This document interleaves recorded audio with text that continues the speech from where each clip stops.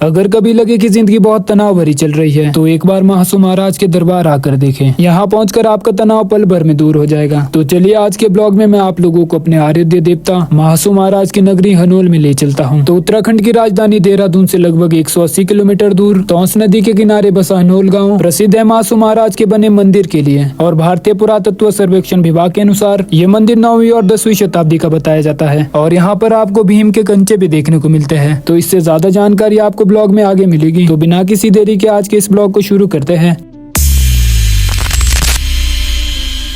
So hey guys, it's your Rohit जमियान। तो कैसे हो आप सभी? आई होप कि आप सभी अच्छे होंगे और खुश होंगे। तो आज के इस ब्लॉग में हम महासु देवता की नगरी हनोल जाने वाले हैं, जो कि चढ़गांव से लगभग 70 किलोमीटर दूर है। अब सफर लंबा होने वाला है, इसलिए हम चढ़गांव से 7 बजे निकलते हैं। तो लगभग 2 घंटे सफर करने के बाद इन सुंदर नजारों को देखकर समझ आ ही जाता है कि आखिर महाराज ने रहने के लिए इसी क्षेत्र को क्यों चुना होगा।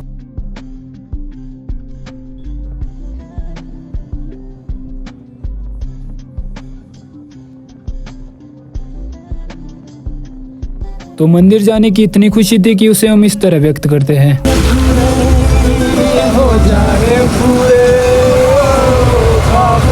खैर, मेरी बेसुरी आवाज और शक्ल को इग्नोर कर देना, क्योंकि ना आवाज चेंज हो सकती है और ना ही शक्ल। ऊपर से आपने मेरे चैनल को सब्सक्राइब किया है तो आपने मुझे ऐसे ही झेलना पड़ेगा। खैर, मजाक से हटकर हम कुछ ही देर में हनोल पहुंचने वाले होते हैं, लेकिन अभी भी हनोल 9 किलोमीटर दूर होता है। तो चलिए तब तक आपको 4 भाई महासु की स्टोरी सुना लेता हूँ। तो पौराणिक कथा के अनुसार किरमिक नामक राक्षस के आतंक से क्षेत्रवासियों को छुटकारा दिलाने के लिए हुणाबाट नामक ब्राह्मण ने शिव और शक्ति की पूजा एवं तपस्या की। और भगवान शिव और शक्ति के प्रसन्न होने पर महेंद्रथ हनोल में 4 भाई महासु की उत्पत्ति हुई। और महासु देवता ने किरमिक राक्षस का वध करके क्षेत्रीय जनता को इस राक्षस के आतंक से मुक्ति दिलाई। और तभी से लोगों ने महासु देवता को अपना कुल आराध्य देवता माना और पूजा अर्चना शुरू की। और 4 भाई महासु में बोठा महासु, बाशिक महाराज, पवासी महाराज एवं चालदा महाराज 4 महासु भाई है। और आपको बता दूं कि बोठा महासु देवता का मुख्य मंदिर हनोल में है और बोठा महासु को न्याय का देवता भी कहा जाता है। तो लो फिर स्टोरी खत्म होते ही हम हनोल पहुंच जाते हैं।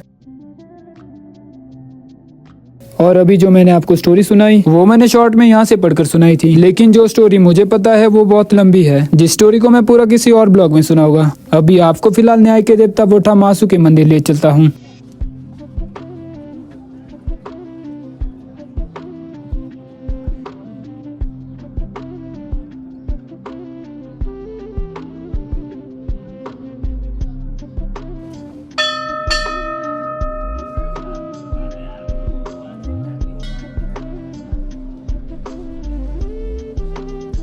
तो बोठा महासु के मंदिर परिसर में आपको भीम के कंचे देखने को मिलते हैं, जो देखने में तो आपको छोटे से लगेंगे, लेकिन जब आप इन्हें उठाने का प्रयास करोगे फिर आपको मालूम पड़ेगा कि आखिर ये सच में भीम के कंचे हैं। और कहा जाता है कि इन्हें बस वही लोग उठा सकते हैं जो मन के साफ हो गए।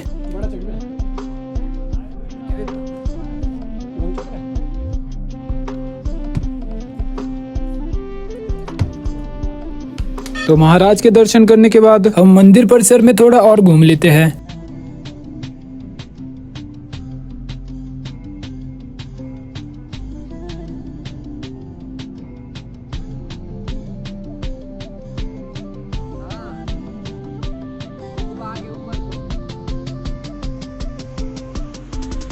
और कुछ देर घूमने के बाद यहाँ से हम पवासी महाराज के मंदिर की ओर चल पड़ते हैं, जो कि हनोल से कुछ ही दूरी पर होता है। और यहाँ के लिए हम पैदल ही जाते हैं। और 5-10 मिनट पैदल चलने के बाद हम पवासी महाराज के मंदिर के पास पहुँच ही जाते हैं। और इस गाँव को ठडियार नाम से जाना जाता है।